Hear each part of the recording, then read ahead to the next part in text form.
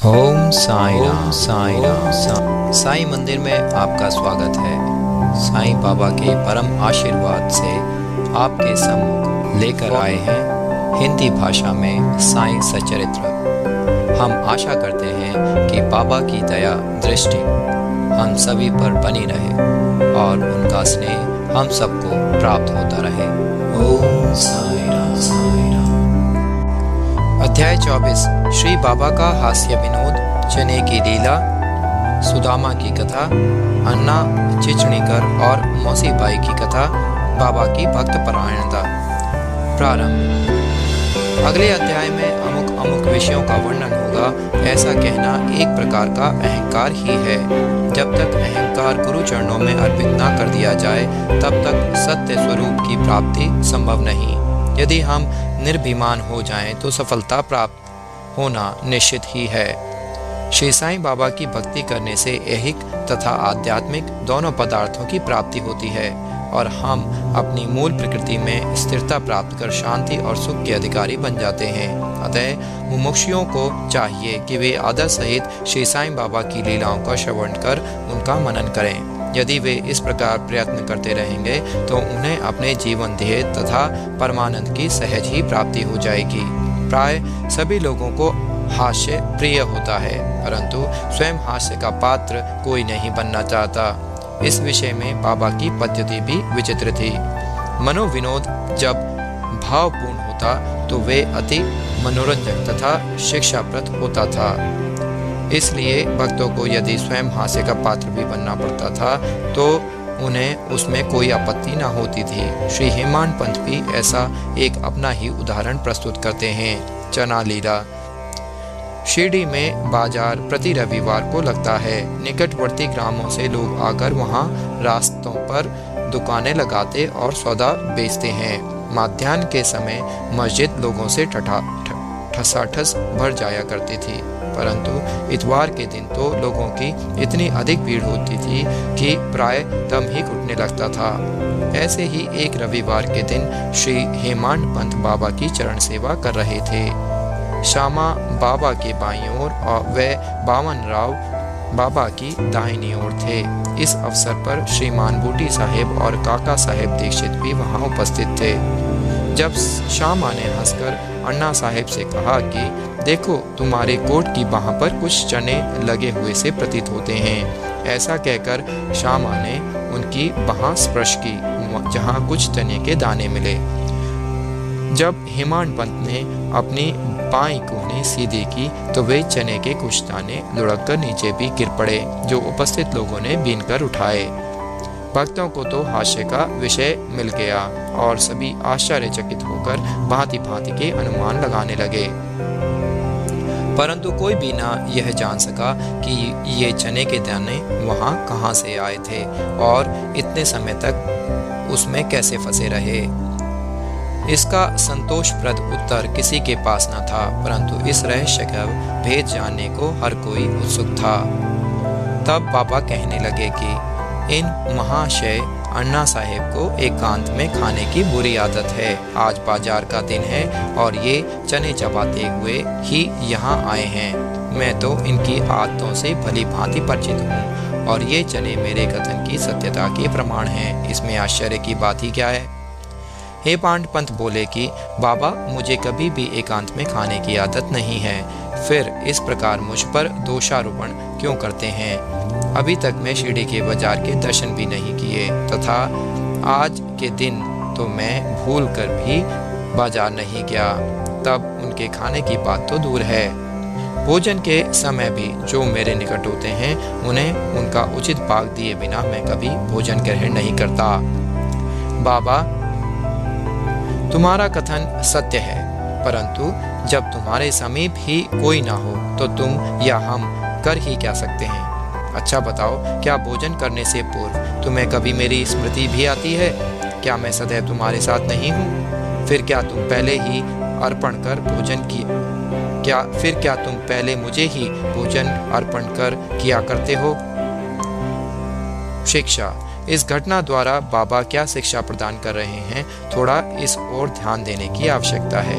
इसका सारांश यह है कि इंद्रियां मन और बुद्धि द्वारा पदार्थों का रसास्वादन करने के पूर्व बाबा का स्मरण करना चाहिए। उनका स्मरण ही अर्पण की एक विधि है। इंद्रियां विषय पदार्थों की चिंता किए बिना कभी नहीं रह सकती। इन पदार्थों को उपभोग से पूर्व ईश्वरारोपण कर देने से उनकी आसक्ति स्वतः नष्ट हो जाती है।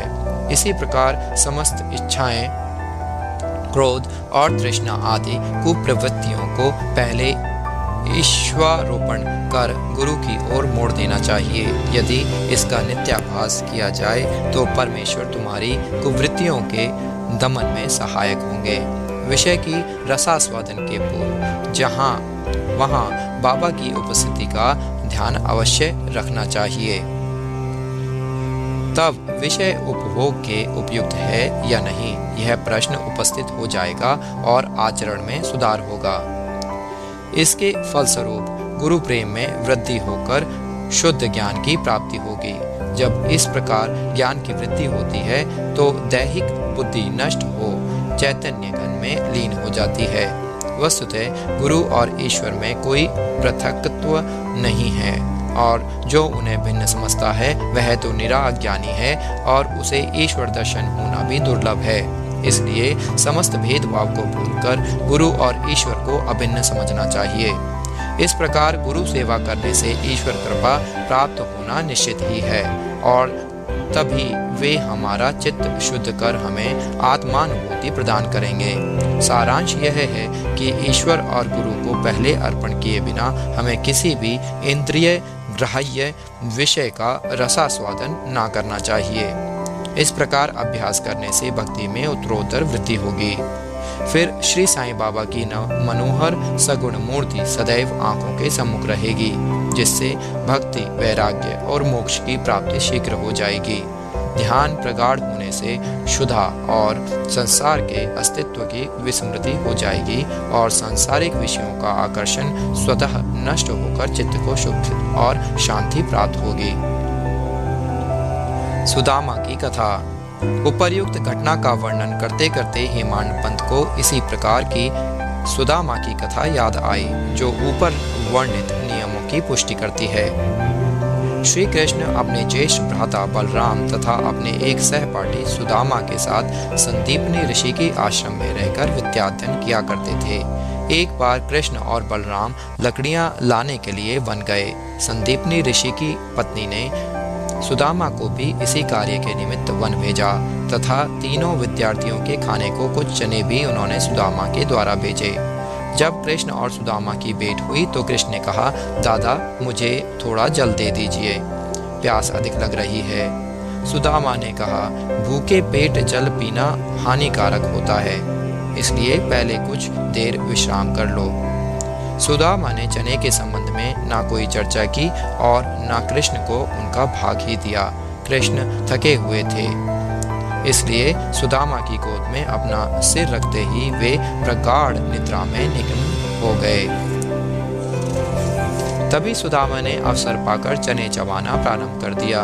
इसी बीच में अचानक कृष्ण पूछ बैठे कि दादा तुम क्या खा रहे हो और यह कड़कड़ की ध्वनि कैसी हो रही है?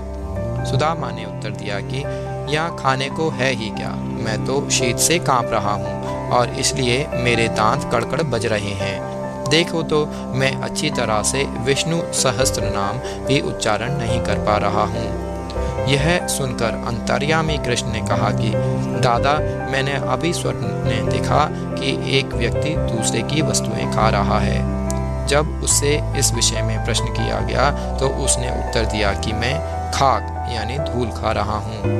तब प्रश्नकर्ता ने कहा, ऐसा ही हो यानी एवमस्तु। दादा यह तो केवल स्वप्न था, मुझे तो ज्ञात है कि तुम मेरे बिना अन्न का दाना भी ग्रहण नहीं करते, परंतु श्रम के वशीभूत होकर मैंने तुमसे ऐसा प्रश्न किया था। यदि सुदामा किंचित मात्र भी कृष्ण की सर्वज्ञता से परिचित होते तो वे इस भांति आचरण कभी न करते।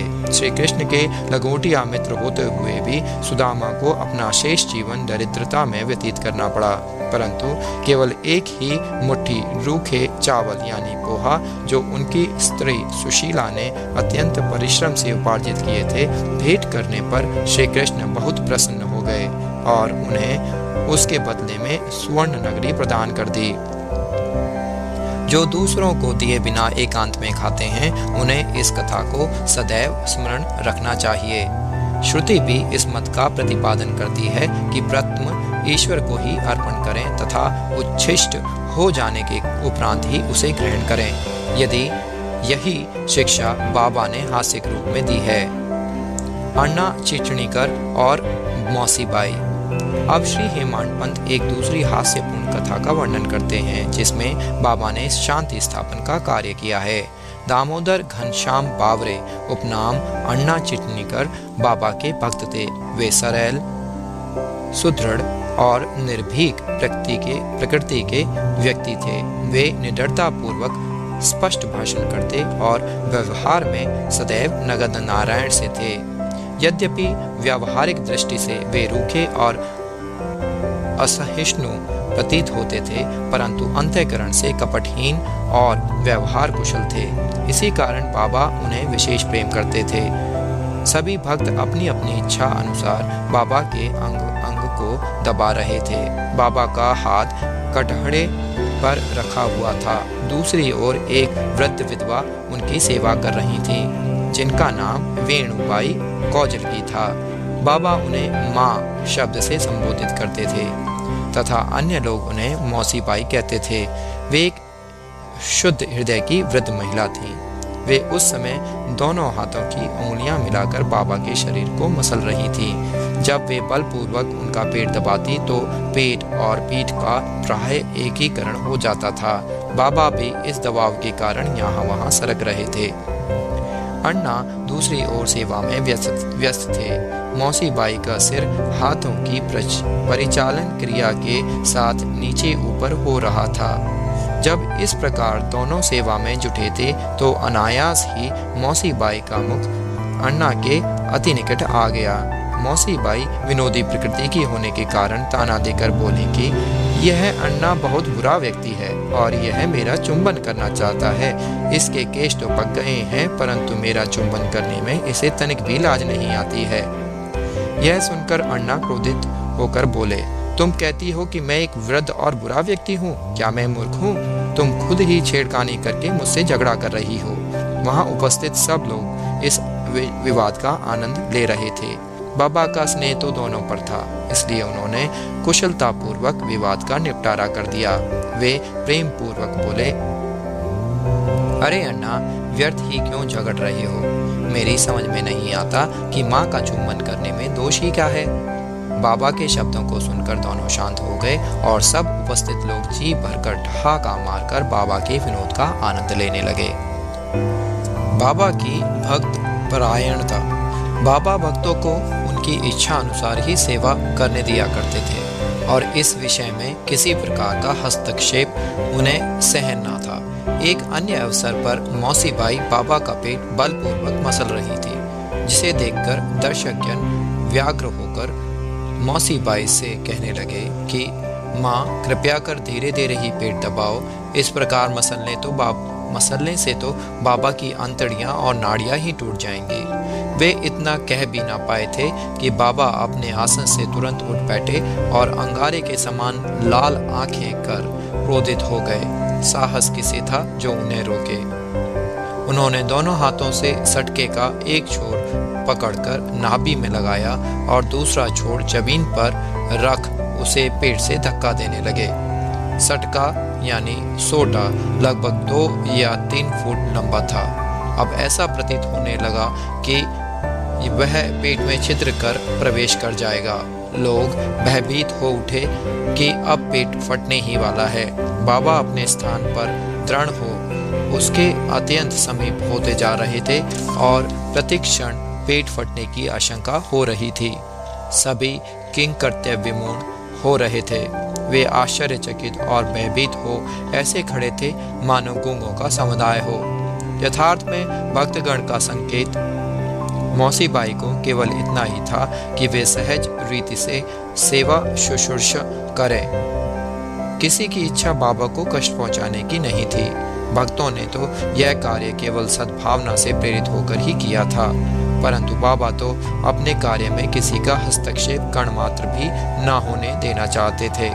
भक्तों को आश्चर्य हो रहा था कि शुभ भावना से प्रेरित कार्य दुर्गति में परिणत हो गया और वे केवल दर्शक बने रहने के अतिरिक्त कर ही क्या सकते थे।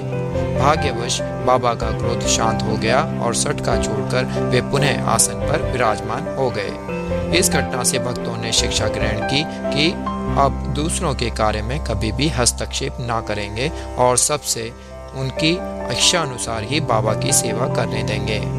केवल बाबा ही सेवा का मूल्य आंकने में समर्थ थे। श्री सद्गुरु साईनाथ अर्पणमस्तु। शुभम भवतु।